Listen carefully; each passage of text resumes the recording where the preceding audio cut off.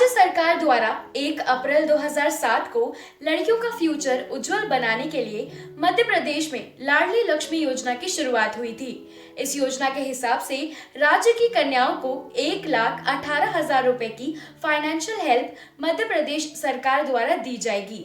ये योजना में लड़कियों की शिक्षा और आर्थिक स्थिति में सुधार करने के लिए है। दोस्तों, आज के इस वीडियो में हम आपको लाडली लक्ष्मी योजना के लिए अप्लाई करने की पूरी प्रोसेस ऑनलाइन दिखाने वाले हैं। ये बहुत ज्यादा इजी है और अगर आपके पास लैपटॉप नहीं है तो आपको कोई टेंशन लेने की जरूरत नहीं है। आप अपने मोबाइल फोन की मदद से ही इसे कर सकते हैं।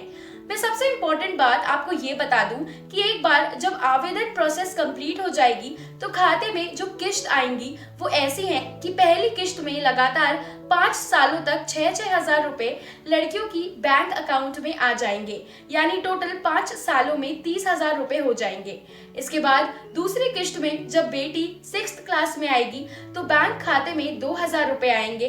तीसरी किस्त में जब लड़की 9th क्लास में आएगी तो 4,000 रुपए दिए जाएंगे। चौथी किस्त में जब लड़की 11th क्लास में आएगी तो 6,000 रुपए दिए जाएंगे। पांचवी किस्त में जब बालिका 12th क्लास में आएगी तो उसे 6,000 रुपए ई पेमेंट के थ्रू दिए जाएंगे। और फिर छठवीं किस्त में जब लड़की 21 साल की हो जाएगी तो उसे 1 लाख रुपए की हेल्प प्रदान की जाएगी।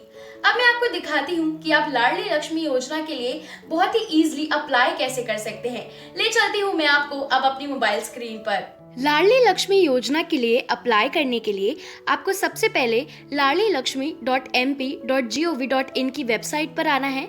इसकी जो लिंक है वो मैंने इस वीडियो के डिस्क्रिप्शन बॉक्स में डाल दी है। आप वहां से एक क्लिक की मदद से ही इसको एक्सेस कर सकते हैं।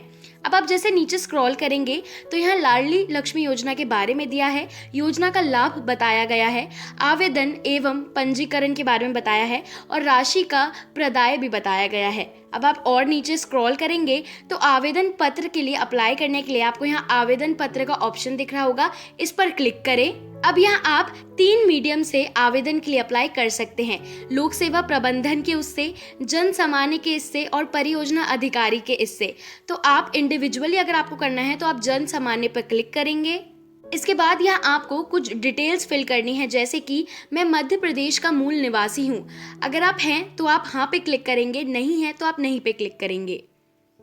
मैं आय करदाता हूँ, इस पे आप हैं तो हाँ पे क्लिक करेंगे, नहीं है तो नहीं पे क्लिक करेंगे। किस बालिका हेतु आवेदन किया जा रहा है, अगर आपकी बालिका पहली है, प्रथम बेटी है आपकी, तो आप प्रथम पर क्लिक करेंगे और दूसरी है तो द्वितीय पर क्लिक करेंगे।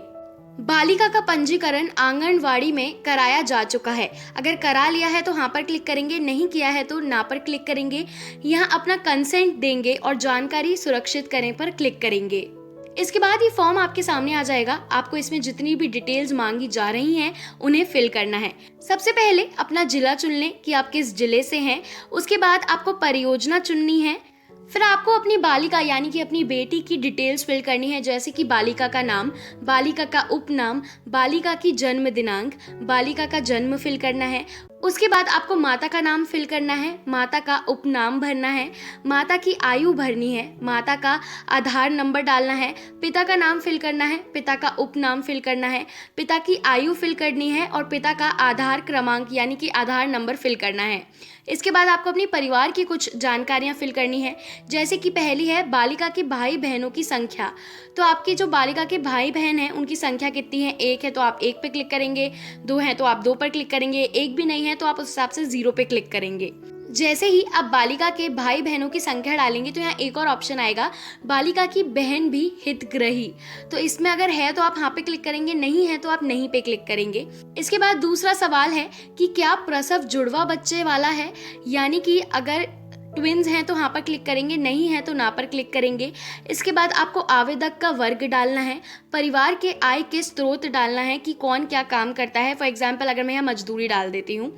उसके बाद आपको डालना है कि परिवार की सालाना आय क्या है, तो आप यहाँ 30,000, 60,000 ऐसे डाल सकते हैं। परिवार BPL अगर है तो आप हाँ पर क्लिक करेंगे, नहीं है तो आप ना पर क्लिक करेंगे।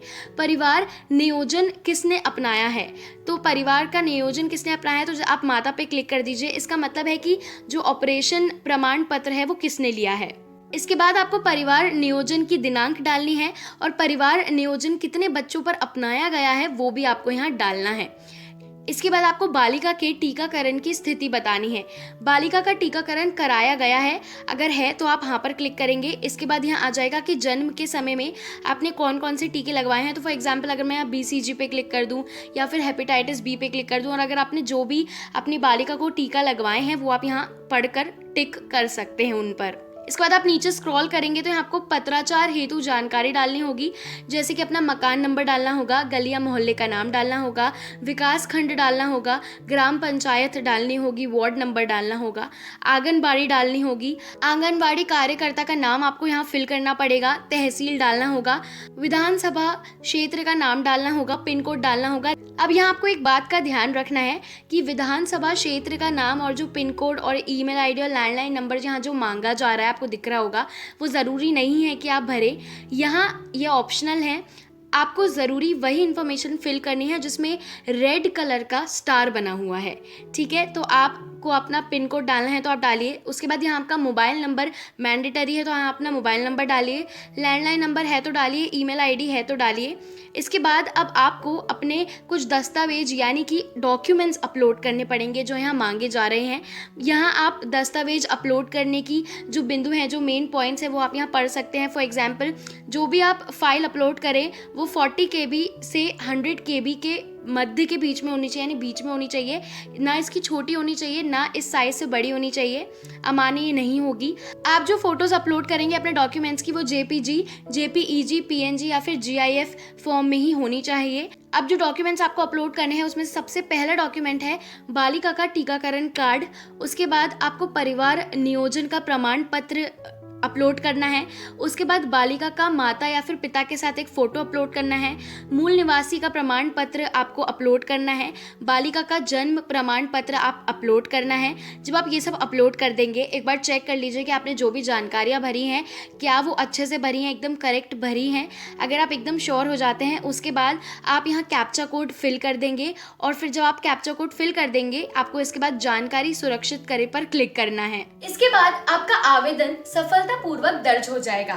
जो रिसिप्ट आएगी उसे आपको प्रिंट करना है तो आप प्रिंट कर सकते हैं, और एक रेफरेंस नंबर उसी रिसिप्ट में दिया जाएगा लाडली क्रमांक के नाम से, उसे कॉपी कर लें, वो भी ध्यान से। अब ये रिसिप्ट प्रिंट करवाने के बाद अपने परियोजना अधिकारी को सबमिट कर दीजिए। अब आप लाडली लक्ष्मी योजना का प्रमाण पत्र भी डाउनलोड कर सकते हैं बहुत ही इजीली। आपको दोबारा उस वेबसाइट पर आना है और सबसे नीचे जाएंगे तो यहाँ लिखा हुआ है प्रमाण पत्र, इस पर क्लिक करें। आप जैसे ही इस पर क्लिक करेंगे तो प्रमाण पत्र खोजें। आपको याद होगा कि जो रिसिप्ट आई थी उसमें एक रेफरेंस आईडी मैंने आपको बोला था कि इसको कॉपी कर लें, वो आईडी आपको यहाँ बालिका का पंजीकरण क्रमांक भरें यहाँ डालनी है। जैसे ही आप डालेंगे, डालने के बाद वो रेफरेंस आईडी को खोजे पर क्लिक करेंगे तो आपका प्रमाण पत्र डाउनलोड हो जाएगा। तो ऐसे अब आप अपनी बेटी की लाडली लक्ष्मी योजना में प्रमाण पत्र बनवा सकते हैं, आवेदन करवा सकते हैं और अपनी बेटी को पढ़ा लिखा सकते हैं। अगर आपको हमारा आज का ये वीडियो अच्छा लगा हो तो इसे लाइक और शेयर जरूर करें। चैनल को सब्सक्राइब नहीं किया है तो प्लीज कर दीजिए, hit the bell icon and select all. मैं मिलती हूँ आपसे अगले वीडियो में। Till then take care and thank you so much for watching.